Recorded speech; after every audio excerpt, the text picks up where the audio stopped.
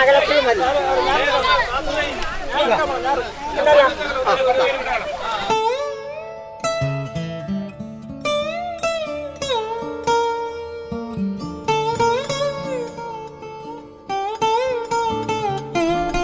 ഇവിടെ കുടിയിരിക്കുന്ന എല്ലാവർക്കും എൻ്റെ നമസ്കാരം. നെൽവിത്ത് എന്ന് പറയുന്നത് നിങ്ങൾ കണ്ടിട്ടുണ്ടാവും. ഇതാണ് നെൽവിത്ത്. ഈ നെൽവിത്ത് മുളപ്പിക്കുന്നതിന് വേണ്ടി 12 മണിക്കൂർ വെള്ളത്തിലിടും. രാവിലെ 6 മണിക്ക് ഈ വിത്ത് വെള്ളത്തിലിട്ട് വൈകുന്നേരം 6 മണിക്ക് ഇതിനെ അരിച്ചു വാരി ഇല പൊത്തി വെച്ച് 3 ഇഞ്ച് ഇത് മുളച്ചിടും.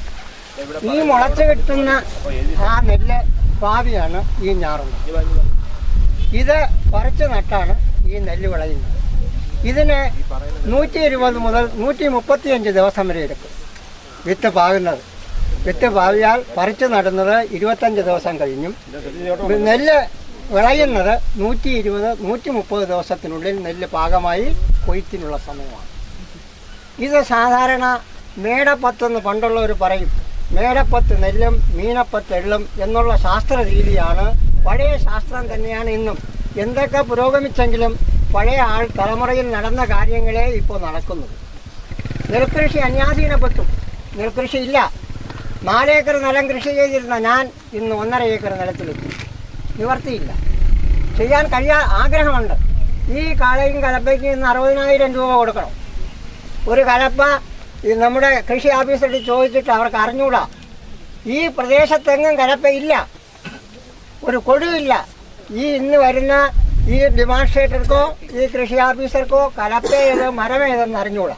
അങ്ങനെയുള്ളതാണ് നമ്മളെ നാട്. പുരോഗമനം ഉണ്ടായി, പക്ഷേ മനുഷ്യൻ അതപ്പതിച്ചു. അതുകൊണ്ട് ഈ നെൽകൃഷിയിൽ ഞാൻ വ്യാപൃതനാണ്. എനിക്ക് 73 വയസ്സായി. 24 വർഷം ഞാൻ പട്ടാളത്തിനുണ്ട്. സേവനം അനുഷ്ഠിച്ചുള്ള കൃഷിയാണ്. 20 വയസ്സ് വരെ ഞാൻ നിലത്തിൽ ഉഴുത് എല്ലാം കഴിഞ്ഞ് 21 വയസ്സിൽ പോയി. 47 വയസ്സായപ്പോൾ പട്ടാളത്തിൽ നിർമ്മിച്ചു. അന്ന് മുതൽ ഇന്നും കൃഷി. ഇപ്പോഴും വീട്ടിൽ സകല ഭാഗ്യമുണ്ട്. വാഴയുണ്ട്, മരുന്നിനുണ്ട്. ഇതാണ് കൃഷി. ഒരിക്കലും നഷ്ടമല്ല. സ്വന്തമായിട്ട് പാടുപെടണം. എല്ലാം നമ്മൾ പൈസ കൊടുത്താൽ കൃഷി നടക്കില്ല. സ്വന്തമായിട്ട് പാടുപെട്ടാൽ പറ്റും.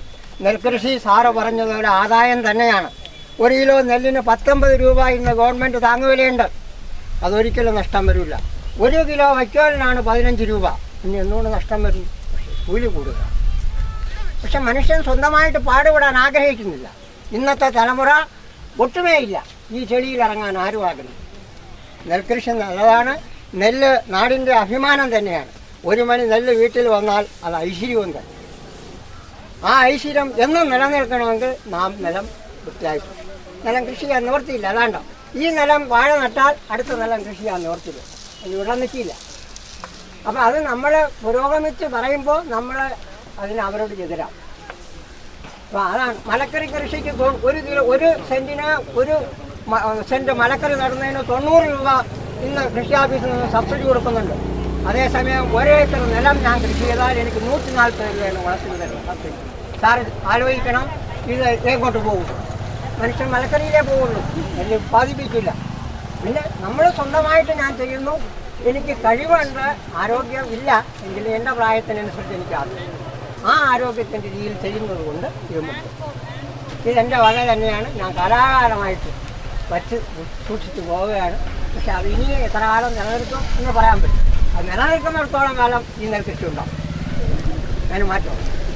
അതുകൊണ്ട് നിങ്ങൾ കേട്ടല്ലോ, ഈ ഇപ്പം ഞാറ് പറിച്ച് നടാം, ആളിറങ്ങും. നിങ്ങൾ കണ്ടോളൂ എങ്ങനെയാണ് നുള്ളി വയ്ക്കുന്നത്. ഈ ഞാറ് ഒരു 3-4 തൈകളെടുത്ത് വെച്ചാൽ ഒരുപാട് വെച്ചാൽ ഇത് 120 ദിവസം കൊണ്ട് നമുക്ക് ഉണ്ണാനുള്ള ഈ നെല്ല് അതിൽ വിളയും. ഇനി ഒരു കാലത്ത് ഒരു 5-10 വർഷം കഴിയുമ്പോൾ പറയും, സാറ് പള്ളിക്കുളത്തിൽ പോകുമ്പോൾ സാറ് കേൾക്കും, സാറ് പിള്ളേർ കേൾക്കും, സാറ് ഈ നെല്ല് എങ്ങനെയാണ് ഉണ്ടാകുന്നത്, അത് ഏത് വൃക്ഷത്തിൽ നിന്നും ഉണ്ടാകുന്നു എന്ന് നമ്മളെ തലമുറയ്ക്ക് പറഞ്ഞു കൊടുക്കാൻ നമ്മൾ അധ്യാപകർ തയ്യാറാകണം. ആണ് ഇതിൽ നിന്നാണ് നെല്ല്.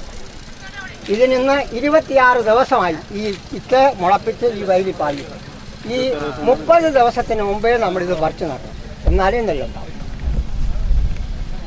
ഇതിന് ഇന്ന് ഇത് ഏതാണ്ട് ഈ വയൽ ഒരുക്കിയിട്ട് ഇന്ന് 15 ദിവസമായി.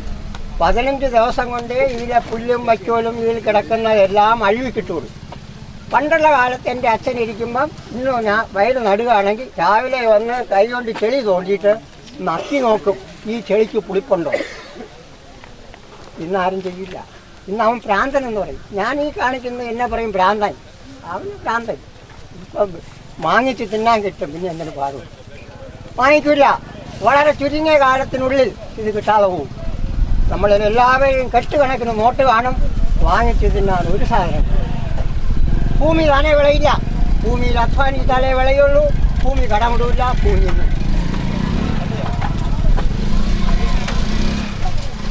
അതുകൊണ്ട് വരുന്ന തലമുറ എല്ലാം വേണം. ജോലിയും വേണം, ശമ്പളവും വാങ്ങിക്കണം.